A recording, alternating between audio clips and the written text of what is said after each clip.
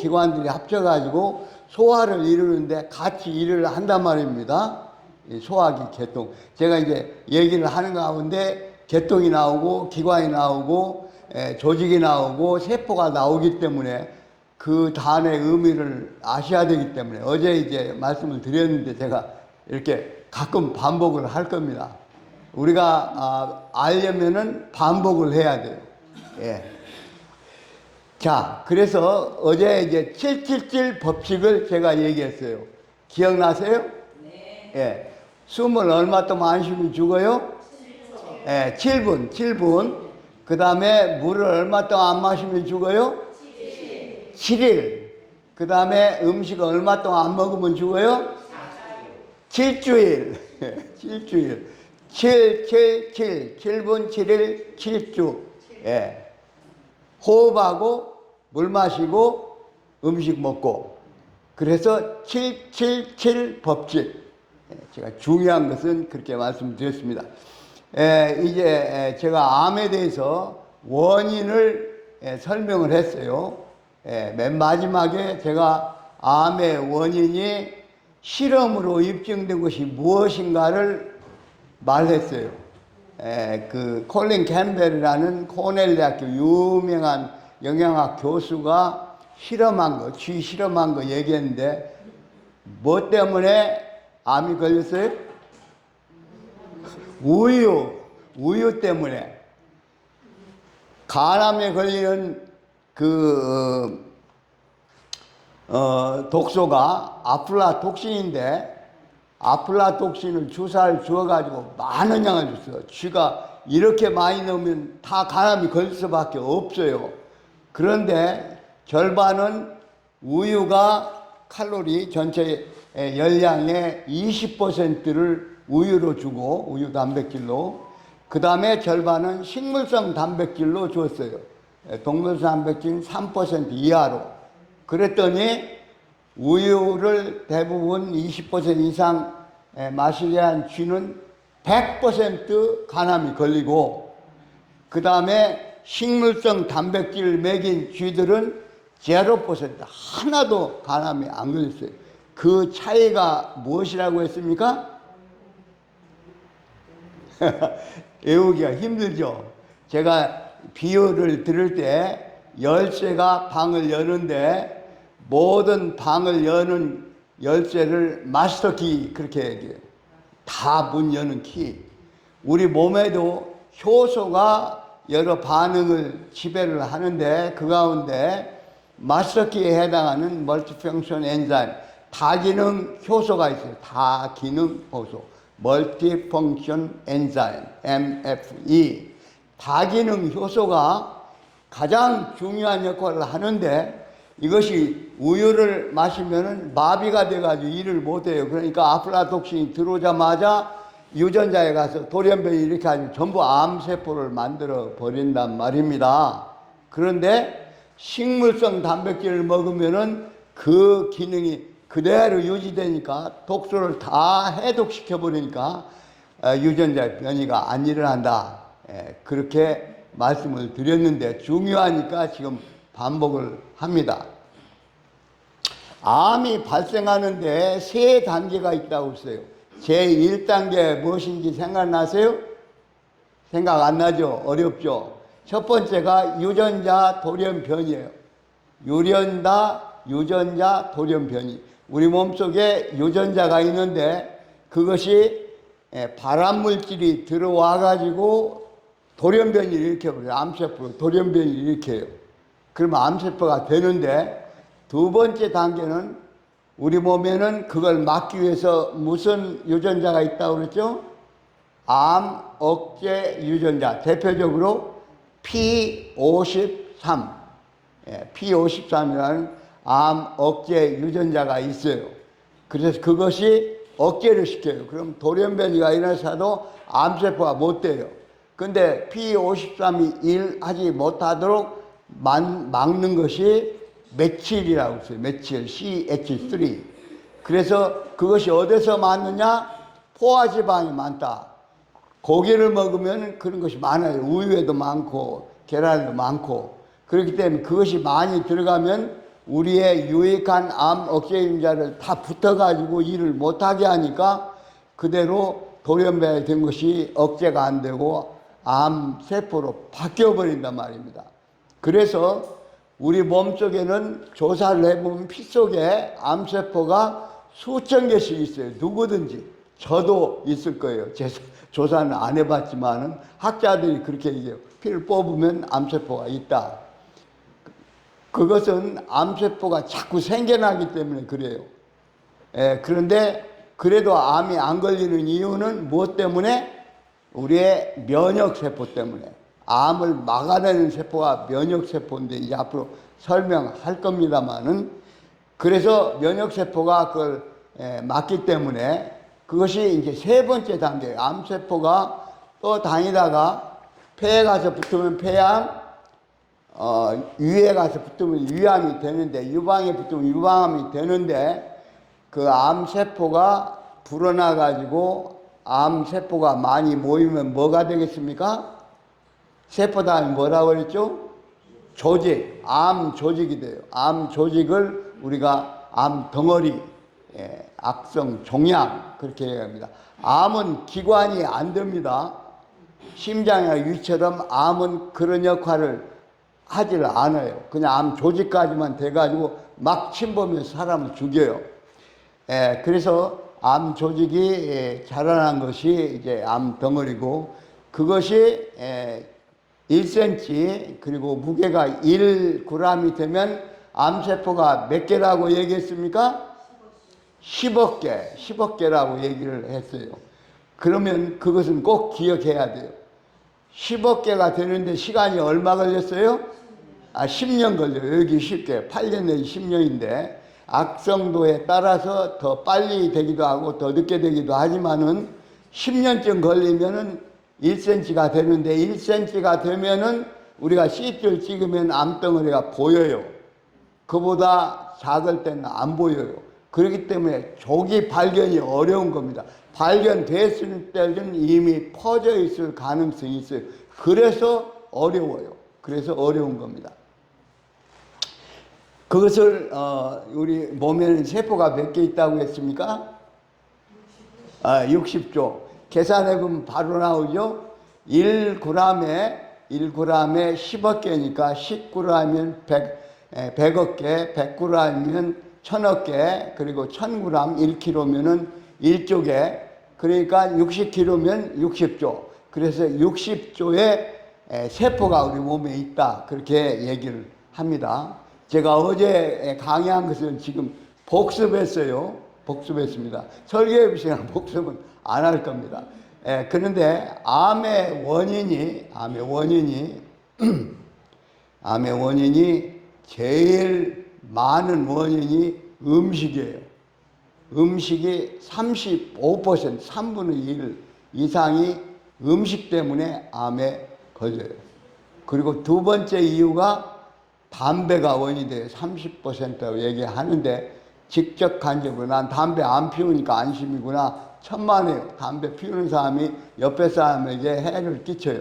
식구가 담배를 피우든지 직장에서 담배를 피우든지, 담배에 독소가 수천 가지가 있는데 암을 일으키는 성분이 한 40개에서 60개라고 생각을 합니다.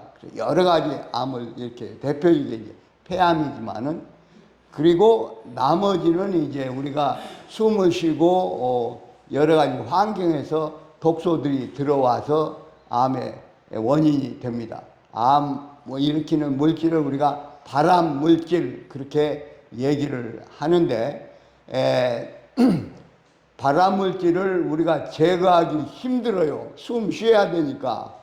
이 울산 공기를 다 정화시켜야 나만 깨끗한 공기 마실 수 있어요? 안 되잖아요. 물 마시는데 그 나쁜 거 들어있어도 우리가 미세 플라스틱 들어있고 어떻게 하겠어요? 마시게 되죠. 그런 것은 우리 마음대로 못해요. 담배 옆에서 피우는 사람 다 담배 끊으라. 나 암 안 걸리게. 그렇게 내 마음대로 할 수 있어요? 못해요. 그러면 음식만이 우리가 조절할 수 있는 거예요. 암의 원인이 될 가운데 음식, 담배, 여러 독소인데, 환경 오염인데, 환경 오염 내 마음대로 못하고 담배 피우는 건 내가 안 피우면 되지만 남이 피워도 영향을 받으니까. 그래 음식은 내가 골라서 먹을 수 있죠. 제가 그래서 음식을 강조하는 겁니다. 여러 가지 원인 가운데 제일 중요한 원인이고 내가 조절할 수 있는, 내가 선택해서 조절할 수 있는 것이기 때문에.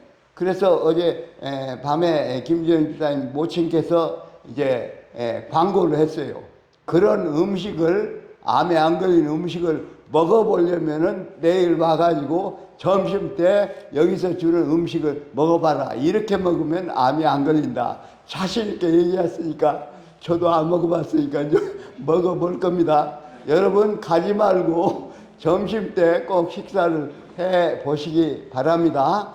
이제 그 다음으로 넘어가겠습니다. 암의 원인에 대해서 복습을 했고, 그 다음에 치료는 나중에 할 거고, 진단, 암의 악성도 설명을 했고, 치료는 다음에 할 거고, 암의 원인 다 실험한 거 설명해 드렸고, 그 다음에 이제 암 발생 그 35% 거기 나와 있죠. 3단계도 얘기 있고, 암의 진단에 대해서 말씀을 드리겠습니다. 사람이 병이 걸리면 가령 소화가 안 된다. 아, 그거 위암이구나. 그렇게 간단히 진단했으면 얼마나 좋겠어요.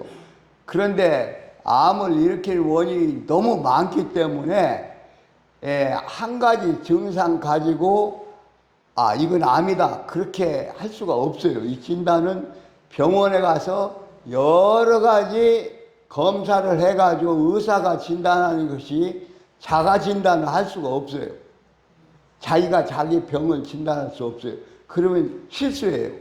제가 이제 건강을 돕는 사람들이 있는데, 아, 어디 아프니까 뭐 먹으라. 그렇게 얘기하는 걸 하지 말라고 그럽니다. 왜 그런가 하면 이 사람이 소화 안 되는데 그냥 간단한 소화불량이 아니라 위암이 걸려 있어요.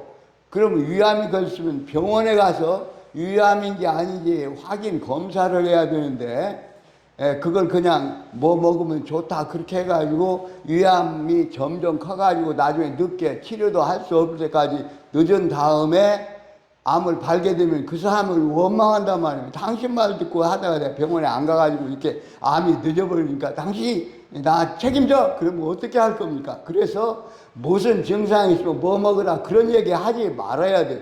먼저 할 일은 뭡니까? 병원에 가봐라. 가서 진단을 받으라.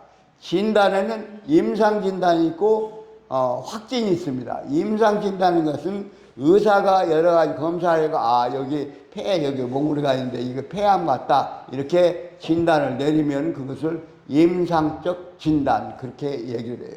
그러나 확진, 그 밑에 있는 확진은 그 조직을 떼어내가지고 조직검사로 조직을 떼어내가지고 그것을 현미경으로 확인해서 그 의사 가운데는 병의과 의사가 그걸 합니다. 보통 의사가 하는 거 아니에요.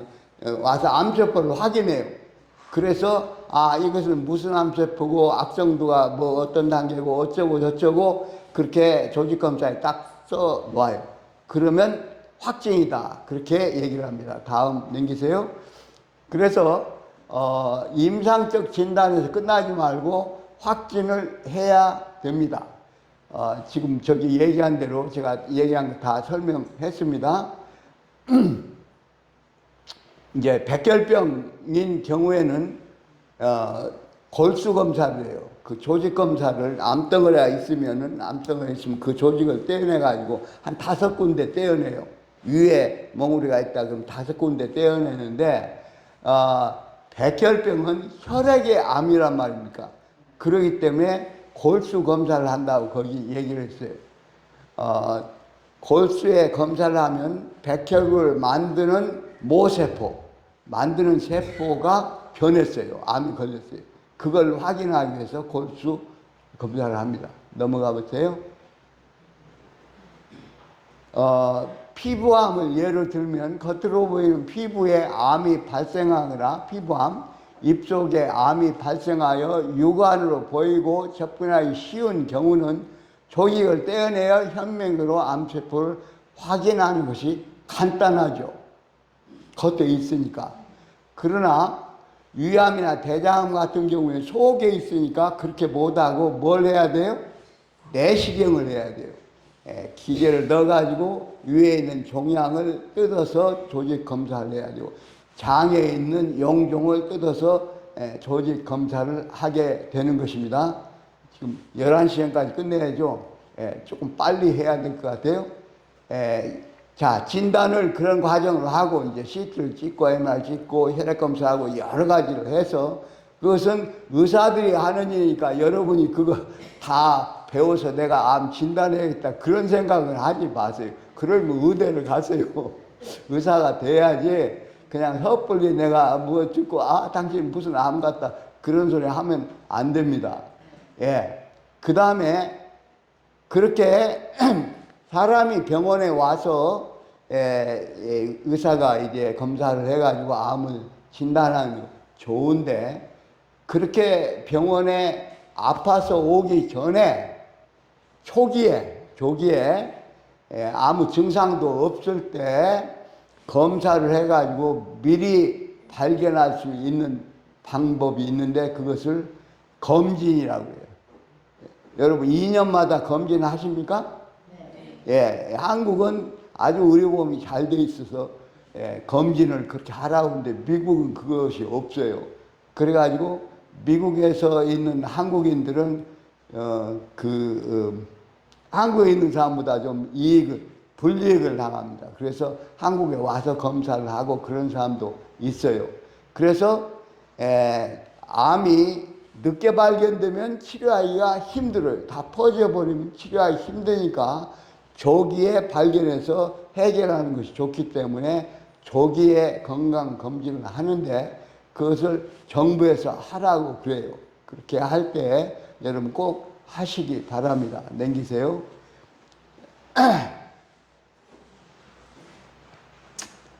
그래서 암에 따라서 자궁경부암은 이 펩시메 세포진 검사라고 하는 것을 하게 만들고,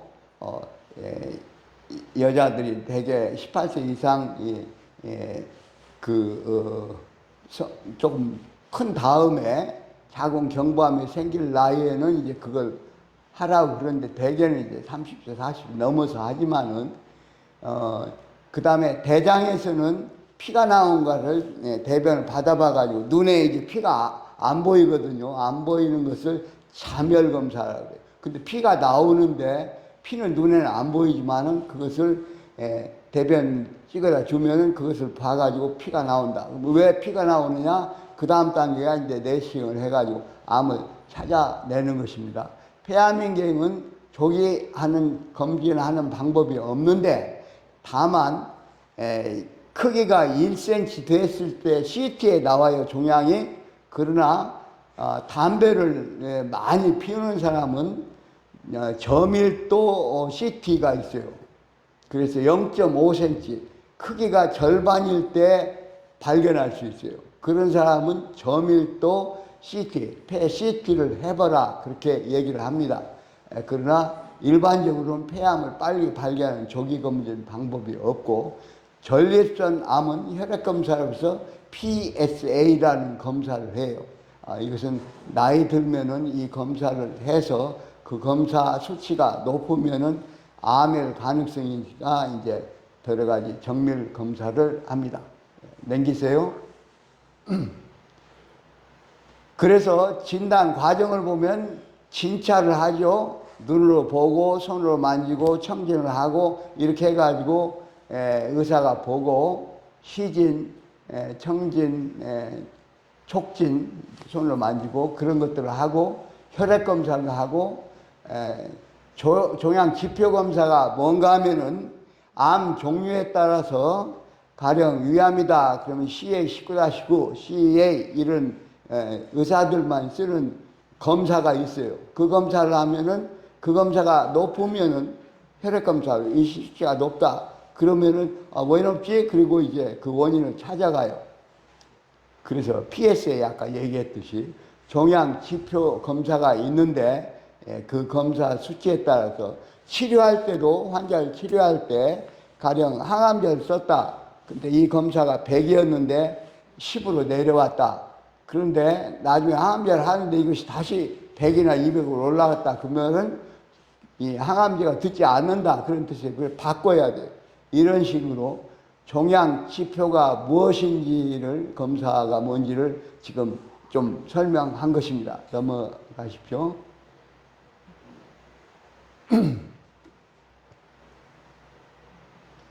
그 다음에 이렇게 있어요. 진단을 한 다음에 의사가 환자를 만나서 이제 설명을 할 때 치료 아까 넘어가겠어요. 이게 그전 것 안 가지고 저기 한 것 같아요. 초음파 검사니 뭐 진단할 때 MRI 검사니 이런 검사 패시팅이 있는데 유전자 검사 얘기가 나왔으니까 말씀드릴게요. 암이 시작될 때 어디서부터 시작된다고 했어요? 유전자에서 시작된다고 그랬어요. 그래서 암을 조기 검진한 가장 초기에 알 수 있는 검사가 유전자 검사예요. 저는 내시경이나 이런 CT나 이런 걸 안 하고 유전자 검사를 해요. 반복해서. 그러면 유전자 검사에 한 20가지 암이 거기에 초기에 돌연변이가 생겼는가, 암 억제 유전자가 활성화 문제가 있는가 나와요. 그러면은 그것에 의해서 결과를 나오니까 암이 유전자 단계에서 시작되는 것을 알 수 있어요. 이런 검사가 있으니까 여러분이 이제 그런 걸 하고 싶으면 병원 의사하고 의논해서 가장 초기에 할 수 있는 것이 유전자 검사예요. 앞으로 이제 저희가 협력을 하면 그런 검사도 해 주려고 그럽니다만은 그 다음에 이제 여러 가지 혈액 의사한테 가서 혈액 검사도 하고 그 영상 검사, CT, MRI, PET 여러 가지 검사를 합니다. 그렇게 해서 진단하고 거슬러 올라가면 치료가 리스트가 나와 있는 게 있는데 그것을 찾아보세요. 치료할 때 암덩어리가 있으면은 그 암덩어리를 수술해서 떼내는 방법이 있어요. 암 수술 아시죠? 유방하면 유방에서 종양을 떼어내고, 위하면 위에서 종양을 떼어내고, 폐하면 폐에서 종양을 떼어내고, 이렇게 제거하는 수술 방법이 있고, 그 다음에 방사선을 쪼이는 방법이 있어요. 그것은 그 자리에다가 수술을 하는 대신 수술을 할 수 없다. 그러면 이걸 줄여야 되니까 방사선을 쪼이자. 그렇게 할 수 있습니다. 이것을 국소치료라고 그래요. 수술하고 그 다음에 방사선 쪼이는 것은 어느 자리에만 하는 거예요. 자리에서 떼어내고 자리에 쪼이고. 그래서 국소치료 그렇게 얘기를 합니다. Local Treatment, 국소치료. 그 다음에 전신치료가 있어요. 암이 어디 숨어 있는지 알 수가 없어요. CT를 찍어도 1cm까지 크지 않으면 나오지가 않아요. 그러니까 작은 암덩어리가 이제 1cm가 되는데 얼마 걸린다고 했어요? 10년. 10년 지금 5년 돼가지고 아직 0.5cm라 찾지를 못하는 경우에 그런 경우에 우리는 못 찾지만 의사들은 찾지를 못하지만 현대의학은 아직 찾지 못하지만은 항암제를 주면은 그 항암제가 피 속을 통해서 전신에 퍼지기 때문에 그것이 암의 세포가 어디 있든지 영향을 받는다는 원리에 의해서 그 전신치료 그렇게 얘기를 해요. 문제는 항암제는 암세포만 죽이는 것이 아니라 정상세포도 해를 끼친단 말입니다. 물론 그 항암제가 주로 그 암에 효과가 있어요. 그래서 위암에 쓰는 항암제가 다르고 대장암에 쓰는 항암제가 다르고 유방암에 쓰는 항암제가 달라요. 다 임상하고 효과가 있으니까 씁니다만 효과가 얼마 정도 나오면 보통 30% 나와요. 100% 나오는 것이 없고 30% 효과가 있으면은 이거 효과 있다고 인정해주고 사용하는 것입니다. 그것이 전신치료예요. 근데 전신치료를 하면서도 암세포는 잘 죽이고 정상세포는 해를 안 끼치는 항암치료제가 있어요. 표적치료 그렇게 얘기해요. 표적치료 들어보셨어요? 예. 표적치료는 그 암덩어리에는 암세포에는 해를 끼쳐서 죽이는데 정상세포는 해를 거의 덜 끼쳐요. 물론 부작용은 조금 있을 수 있어요. 몸이 그 불편을 느낄 수는 있지만은 정상세포를 많이 망가지게 하지 않아요. 그러나 표적치료는 모든 암에 다 있지를 않아요. 몇 가지에 있어요. 가령 예를 들면은 그 백혈병 가운데 만성 백혈병 가운데 이제 표적치료제가 먹는 것이 있습니다. 유방암 가운데도 주사로 주는 표적치료제가 있고 또 감사합니다. 먹는 치료제도 있고 그래서 의사들은 가장 이제 선호하는 것이 일반적인 치료제가 아니라 표적 치료제를 쓰고 싶어 해요. 물론 모든 암의 표적 치료가 앞으로 나오겠지만 지금 현재는 어떤 특정 암에만 표적 치료제가 있습니다. 그러니까 여러분이 아는 사람 가운데 일반 항암제를 쓸 것이냐 아니면 표적 치료를 쓸 것이냐 그렇게 물으면 여러분 당연히 표적 치료제를 쓰라 그렇게 얘기를 해야 됩니다. 이제 마지막으로 가장 좋은 의사들이 쓰는 가장 좋은 치료제를 설명하려고 합니다. 면역 치료제인데 면역 치료제가 뭔지를 지금 설명을 할게요. 두 가지 종류가 있습니다. 여기 있는 줄 아는데 지금 찾지를 못하는 것 같으니까 눈에 보여줄 수는 없어도 제가 집중해서 들으시면 알아듣기 쉽게 설명할게요.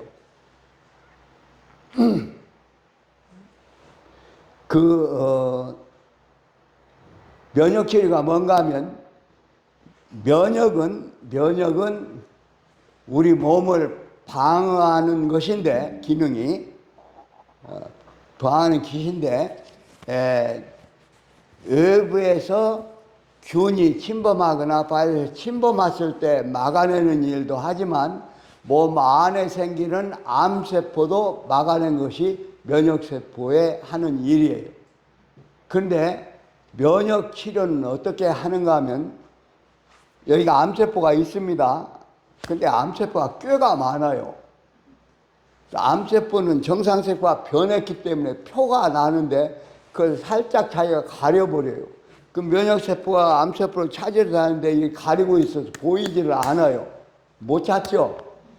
그러니까 면역세포 한 가지는 요 뚜껑 이렇게 딱 가리고 있는 것을 붙어가지고 딱 벌려줘요. 여기에 암세포가 있구나 하고 가서 죽인단 말입니다. 그것이 한 가지 타입의 면역세포예요. 면역치료예요. 다시 설명할까요?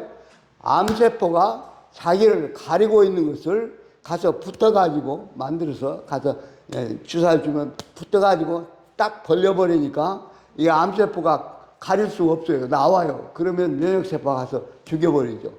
그 방법이 한 가지 면역치료의 방법이고 또 한 가지는 암세포를 이제 죽여야 되는데 면역세포가 너무 강해가지고 암세포만 죽이는 것이 아니라 자기 몸을 막 공격해가지고 자가 면역 질환을 일으킬 수 있어요. 면역이 너무 강하면 물론 이 T1, T2 다릅니다만은 하여튼 지금은 시간이 없어 그렇게 설명할 수밖에 없어요. 너무 강해서 이 T인파우가 암세포를 공격하는 것을 너무 심하게 하지 마. 좀 조절해야 되겠어. 그래서 가서 붙들고 억제하는 세포가 있어요. 억제 유전자가 있어요. 억제 T인파우가 있어요. 근데 이것이 너무 억제를 하니까 이 면역세포가 제대로 기능을 못해요. 그래서 면역 주사를 주면은 이 암 억제 너무 강하게 하는 것에서 딱 붙들어가지고 일을 못하게. 그러면 T인파우가 제대로 가서 찾아서 암세포 죽여요. 이렇게 두 가지 면역 치료법이 있습니다. 내가 쉽게 설명했어요. 이름 복잡하고 여러분 외울 수 없고. 그렇게 해서 면역 치료를 하는 것이 가장 좋은 방법이에요. 제가 제 친구 가운데도 지금 암 환자가 있는데 목사님인데 암이 걸렸어요. 그래가지고 다 퍼져가지고 통증에 견딜 수가 없고 그래서 제가 이제 치료를 도와주는데 저한테 문의가 왔어요. 원장님, 제 의사가 그러는데 이 치료를 한번 써보라고 하는데 어떻게 할까요? 쓸까 말까요? 그래서 그 치료제 뭔지 저한테 이름을 알려달라 그랬더니 그 부인이 똑똑해가지고 딱 이름을 알려줬어요. 제가 확인해 보니까 면역치료예요. 그건 면역치료 좋다. 한번 해봐라. 그래가지고 지금 그걸 써가지고 암이 줄어들고 좋아져가지고 지금 산속에 휴양을 하고 있어요. 그러니까 여러분이 아는 사람 가운데 만약에 누가 면역치료를 병원에서 한다 그러면 두 말 말고 해야 됩니다. 그것은 면역을 현대의학적인 방법으로 올려주는 방법이에요. 이제 그러면 그렇게 비싸게 하지 않고 한번 주사하는데 그냥 300만 원 하고 그러니까 돈 없는 사람은 하기가 힘든데 그렇게 안 하고 쉽게 면역을 올리는 방법은 이제 설교 시간에 제가 설명을 해 드릴 것입니다. 그리고 지금 시간이 많이 갔기 때문에 치료와 치유의 차이에 대해서 설명하고 말씀을 이제 안식학교를 마치고 설교하도록 할게요. 치료를 영어로 트리트먼트 그래요. 트리트먼트. 병원에 가면 치료를 해주죠. 치료를 해주죠. 근데 치유 그런 말이 있어요. 트리트먼트가 힐링 그래요. 힐링. 힐링. 치유. 그것이 어떻게 차이가 나는지를 지금 설명해드리고 다음에 이제 설교 시간에 조금 더 확장해서 얘기를 할 거지만 기초의 의미를 여러분이 알아야 되기 때문에 자, 제가 예를 듭니다. 어떤 주부가 집에서 요리를 하다가 손을 칼로 베어버렸어요.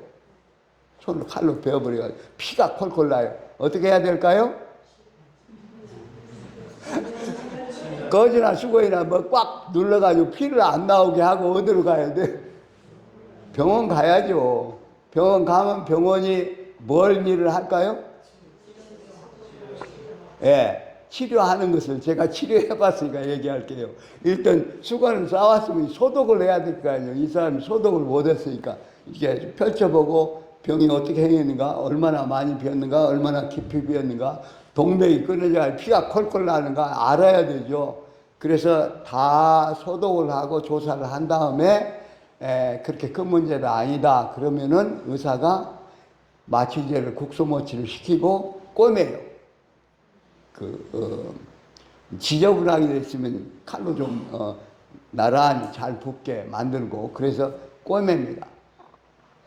꿰맨 다음에 그걸 싸주고 이제 아프니까 진통제 주고 그 자리에 이제 병이 감염이 생기면 안 되니까 항생제 주고 그렇게 하면서 집에 갔다가 일주일 후에 다시 와라. 여기 절대로 물 묻히면 안 된다. 이거 꽉 싼데 그대로 있다 그대로 와라. 그래. 그러면은 이제 일주일 후에 가잖아요. 그러면 꿰맨 자리가 붙었어요. 그래서 실밥을 빼도 떨어지지 않아요. 그러면 이거 손을 벤 사람이 병원에 가서 소독을 하고 꿰매고 약을 받고 그렇게 하고 나서 이렇게 감아주고 그런 것을 다 뭐라고 그래? 치료라고 그래. 의사가 하는 일이 치료예요. 그러면 의사가 목적한 거 뭐예요? 이것이 벤 것이 도로 붓는 것이죠. 붓는 것은 누가 해요? 자기 몸이 해요. 그것을 치유 그렇게 얘기해요. 하나님이 해주신 일이에요. 치유는 우리 몸에다가 법칙을 줘가지고 조건만 딱 맞추면 도로 회복되도록 되어 있어요. 내추럴 힐링, 자연 치유 그렇게 얘기를 합니다. 이제 제가 설교회 시간에 좀 더 얘기를 할 것입니다만은 예를 하나 더 들겠습니다. 이건 이제 겨울에 걷다가 미끄러져 가지고 손이 부러져 버렸어요. 뼈가 부러졌어요. 뼈가 부러지면 아프고 손가락을 움직일 수가 없어요. 너무 아파서. 어디로 가야 되겠어요? 병원 가야죠. 병원 가면 의사가 엑스레이를 찍어서 뼈가 어느 것이 부러졌는가 알고 그 다음에 그 뼈를 맞추고 다시는 어긋나지 않도록 캐스트를 해서 캐스트를 하면 딱 굳어가지고 못 움직이잖아요. 6주 후에 와라. 한 달 반 후에 와라. 그래요. 그동안에 이제 아프니까 진통제를 주고 그렇게 한 다음에 한 달 반에 가서 엑스레이를 찍으니까 다 뼈가 붙었어요. 뼈가 붙어서 캐스트를 톱으로 이제 다 잘라가지고 떼어내면은 완전히 나았어요. 그러면은 부러진 사람이 병원에 가서 엑스레이 찍고 뼈를 맞추고 캐스트로 이렇게 하고 그런 것을 뭐라고 그래요? 치료라고 그래요. 의사가 해주는 치료예요. 근데 뼈가 붙은 것은 치유라고 그래요. 조건을 맞춰주면은 치유가 일어나요. 손을 뱉는데 병원에 가서 소독하고 꿰매고 안 하고 놓아두면은 거기에 염증 생겨가지고 나중에 손가락을 잘라야 될지도 몰라요.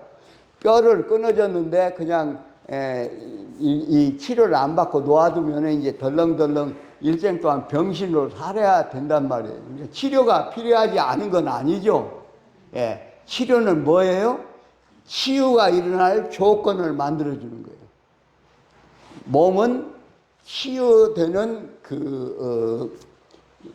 능력을 가지고 있어요. 하나님이 우리 몸에 조건만 맞춰주면 자연히 회복되는 능력을 주셨단 말입니다. 그런데 그것이 잘 조건이 진행이 되도록 도와주는 것이 의사가 하는 일이고, 진짜로 몸이 회복되는 것은 하나님이 하시는 일이에요. 우리 몸에 이미 원리가 있어요. 그것을 자연치유라고 한다. 제가 볼 때는 치유가 치료보다도 훨씬 중요해요. 제가 의사인데도 그렇게 얘기해요. 의사가 하는 일에 한계가 있어요. 그러나 진짜로 완전히 회복되는 하나님이 하시는 일인데, 그걸 방해하는 일을 스스로들 한단 말입니다. 음식을 잘못 먹고 뭘 행동을 잘못해가지고 어느 것이 어떻게 몸이 치유되는가 원리를 잘 모르고, 이제 다음 시간에 그 원리를 이제 설명을 할 것입니다. 재미있습니까? 네. 예, 여러분이 건강하게 살기를 원해서 지금 시간이 다 됐기 때문에 이 강의를 하는 것이고, 다음 시간에 이어서 계속 하도록 하겠습니다. 기도하겠습니다.